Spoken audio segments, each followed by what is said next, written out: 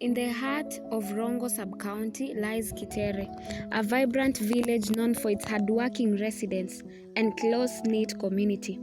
But beneath its beauty and harmony lurks a growing shadow, one of insecurity. A series of alarming incidents have left the residents worried and searching for solutions. Over the last 2 weeks, there have been arising cases of insecurity that have brought a lot of threat to the community. In recent months, Kitere has faced an upsurge in security. Cases of theft, break-ins, and even physical attacks have left the community on edge. The once bustling evenings now fall silent as fear replaces the sounds of laughter and conversation. Around huku Kitere hakujakuwa kuzuri sana. For the past 2 weeks, wizi umeongezeka, a lot of insecurities, watu wanaibiwa, wanakijiji pia wanaibiwa mifugo, wenye duka pia wanaibiwa.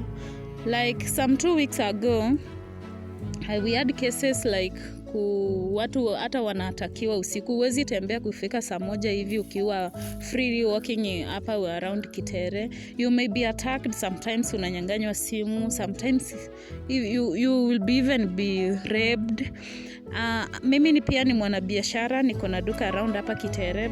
So there's a certain day last week niliamka mimi kama kawaida kuingia kwa job yangu. Vile nilifika tu kwa mlango, I didn't know anything happening.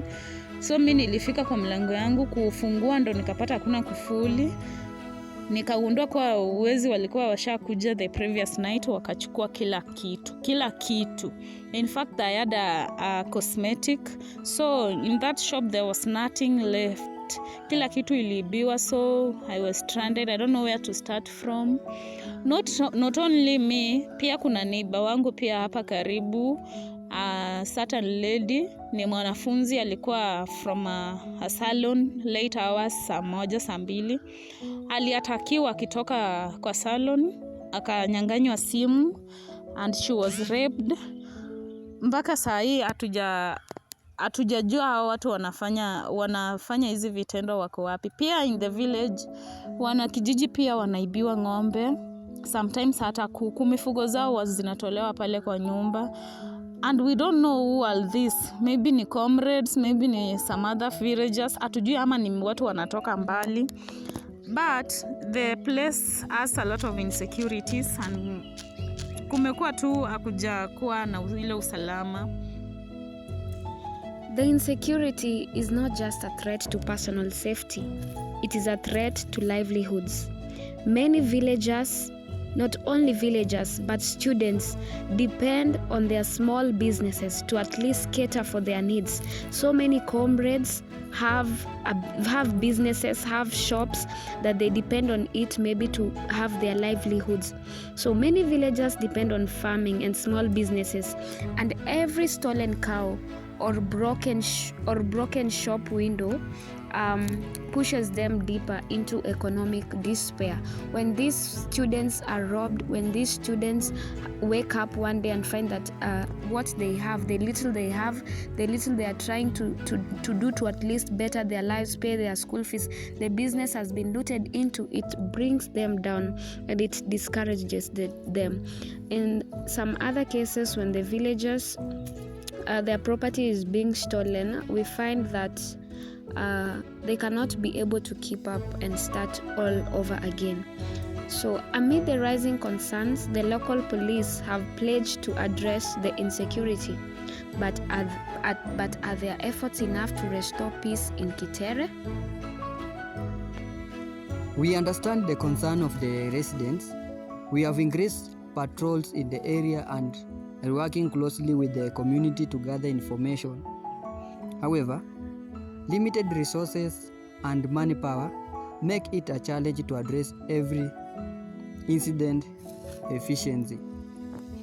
Here in Kitere's police stations, we have few police officers, and we have asked our bosses from above to add more police officers because we have more than 10,000 students in this area and more than 1,000 households that depend on us on security matters.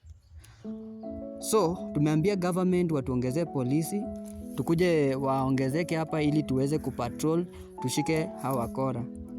We have managed to capture around 4 of them, but ni kama wako wengi, wako more than that. Ni ganga ambaye imeweza kujipanga hadi wako na gari ya kusafirisha hizo mizigo.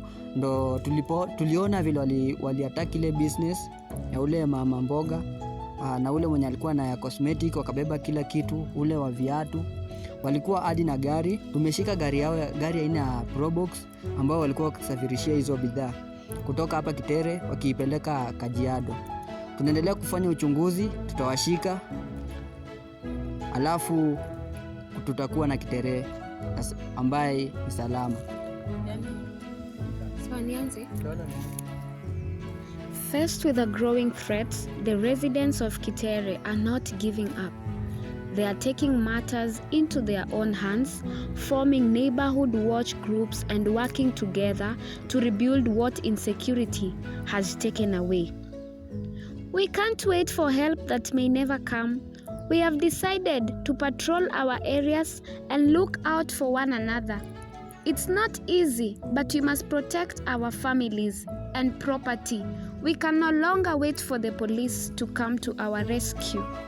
We need to come together and ensure that we protect this Kitere. We can no longer rely on the police to help us.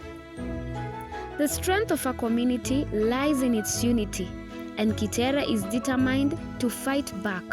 But for now, how long can they shoulder this burden alone?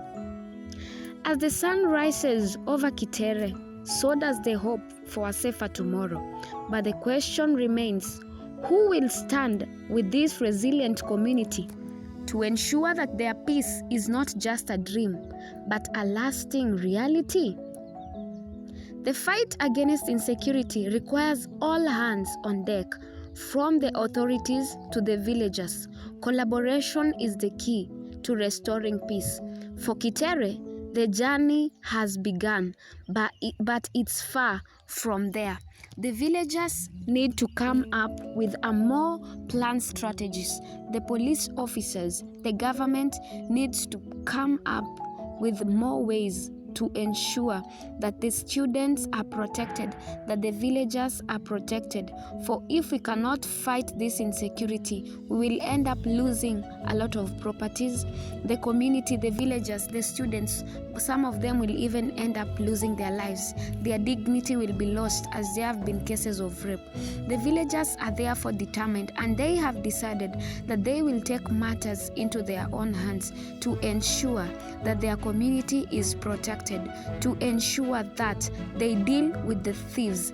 They have sworn to ban the thieves, to make sure that they fight back the thieves themselves.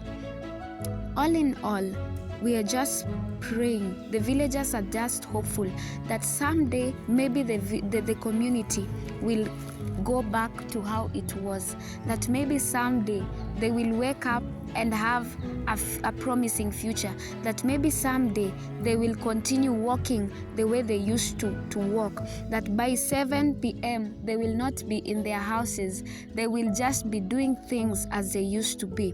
For now, the villagers have nothing but just hope and anger. Not only fear, they have anger, fear, and the main weapon they have at this point is determination. They are willing to fight any person and anything that will ensure that they do not have security.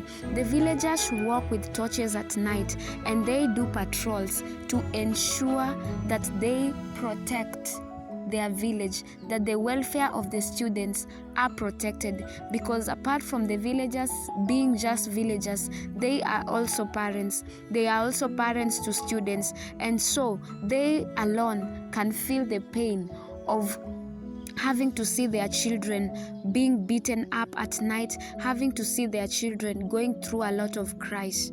For today, they are just hopeful. That is all they have: determination, courage, and above all, confidence that someday they'll wake up to a brand new Kitere.